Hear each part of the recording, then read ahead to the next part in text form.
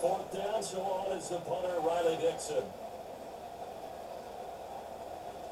So with the elements, what's your favorite play?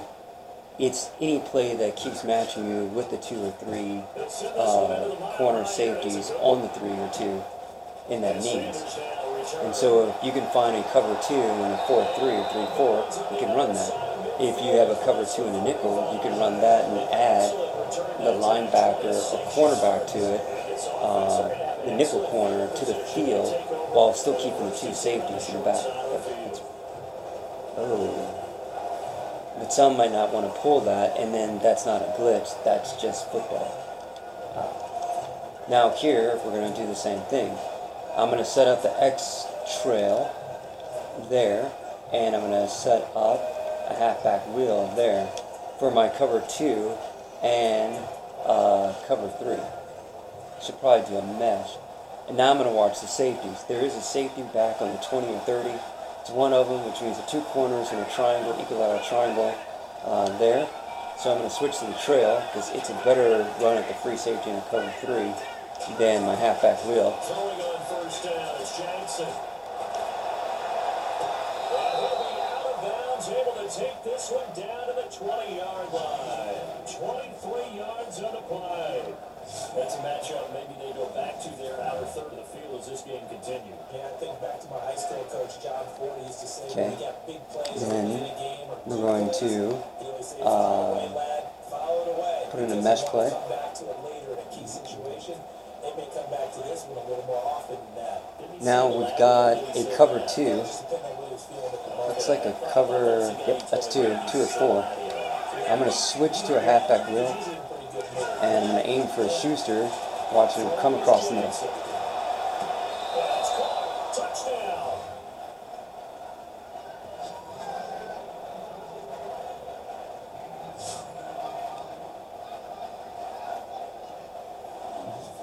So a tiptoe catch back in the end zone, so tough to do, but he made it look pretty easy. Certainly did, and the back of the end zone is treated the same way as the sideline. You have to get your feet down, in bounds, for it to count as a catch. How about the backgrounds of some of these guys, though? Did they work on it? Maybe some of them were ballet, some dance, who knows? You know, I was talking to you today. I remember one of my favorite kid shows growing up. I don't know that I want to name it, but guys like Lynn Swan, they used to be on there showing their ballet skills. And you have to remember when they were kids and their parents were telling them to take the ballet classes, you know they were fighting them like crazy, but right now they're saying, thanks, Mom. Okay, now in that, you've got these plays.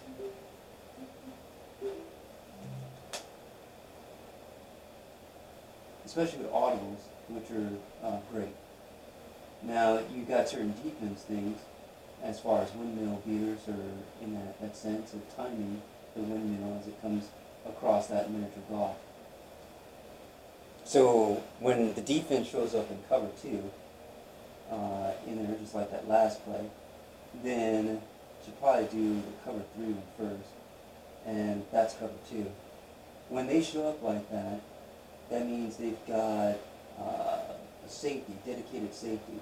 Normally I run a post route, but this guy is like first attention and like Maslow pyramid, hierarchy of needs, is anything that comes towards the middle, because he's the free safety or strong safety in the middle in that needs. True, he could look at the route developing as an out route towards the sideline, but he's got a cornerback out there for that, which is the cornerback's first priority, and the cornerback doesn't run to the middle in opposite taking that means unless on that out route. So the free safety sees like 2 routes, and he's like, the out route's got the corner in that means, and so there's me resource or the cornerback resource in that sense, and that the cornerback is closer. I'm going to go ahead and check that cornerback one, leaving me left over as the free safety. Now there is a route that is developing towards the middle, which is where I am, taking that means as the free safety. Thus, the free safety is the one who takes that post route on the top. Oh, and the priority type thing was both routes, but the cornerback was another person, taking in that sense, who could be shuffled over there and curling to take over that out route because they're the one closest to it. So then we switch that over, and that means you need a corner there and the free safety to take the out route. in that sense, because it's in the priority of the middle, and that means that comes down and then over towards the sideline or the line of scrimmage.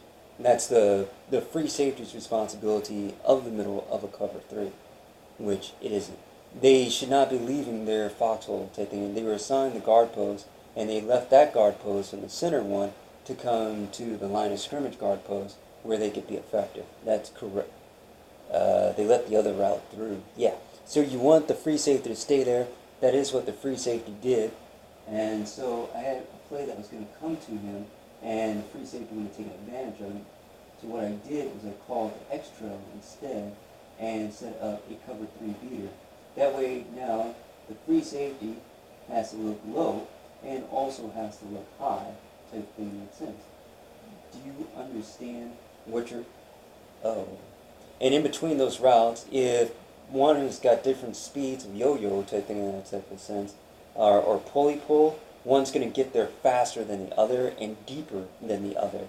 Oh, and the free safety might not know what your appeal is, whether or not to throw a low route, or if you see the breakaway on the high route and hit, as Eric Rayweather said, Randy Moss over the top because he's going to be a beast. So they cover that, leaving the low route at a 15-yard slant more open than the 30-yard to 50-yard route over the top in that means.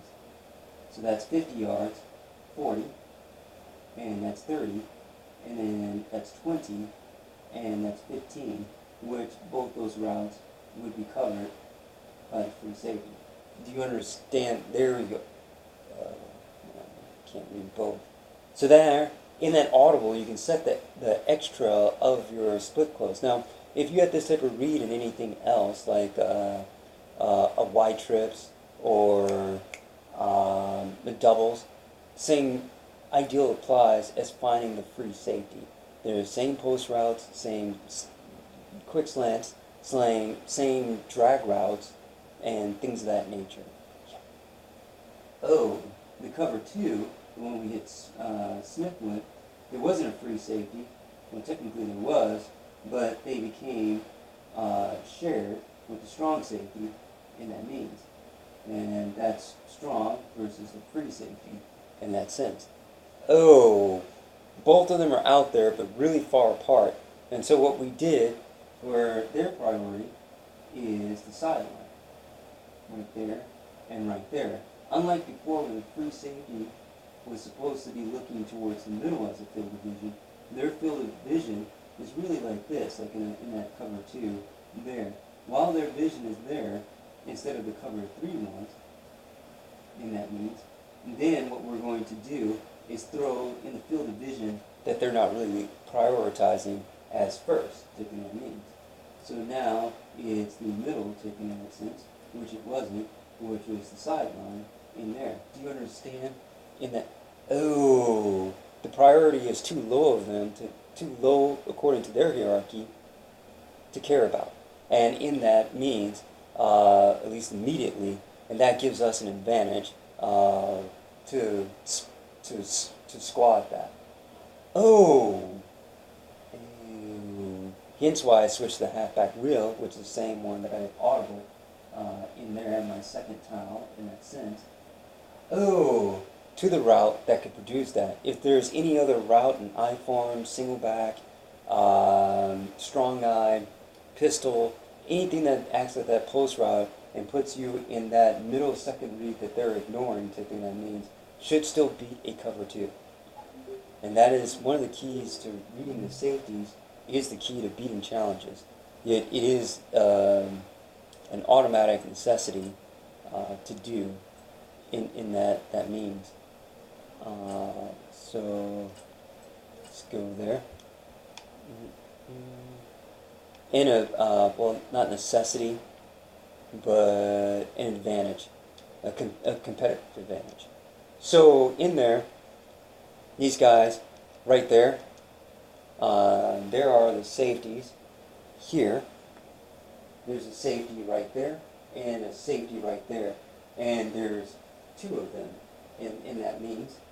It might be difficult for you guys to see without going across. There's 2 safeties in there, and then, oh! Now with those two safeties, they are this much distance apart from each other, which means priority sideline, and then we're going to take our route of Juju while they're doing that with their field of vision. We're going to swing around with Juju and hit him right in between the safeties right here. Ooh.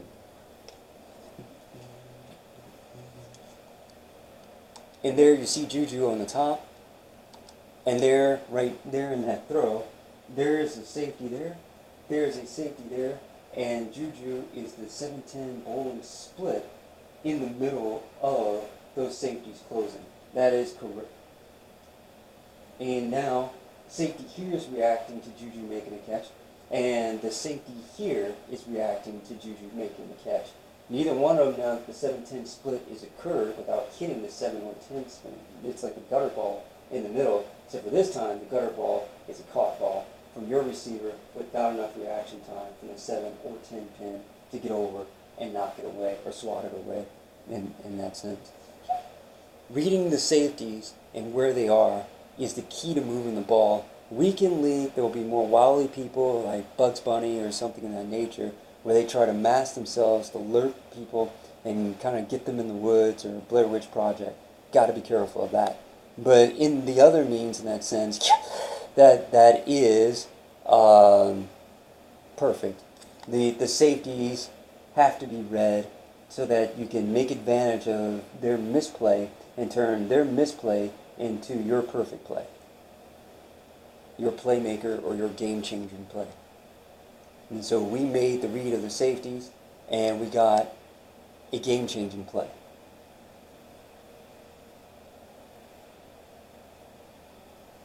Thank you for listening to me. This has been Fallstorm 492996, and have a great one out there.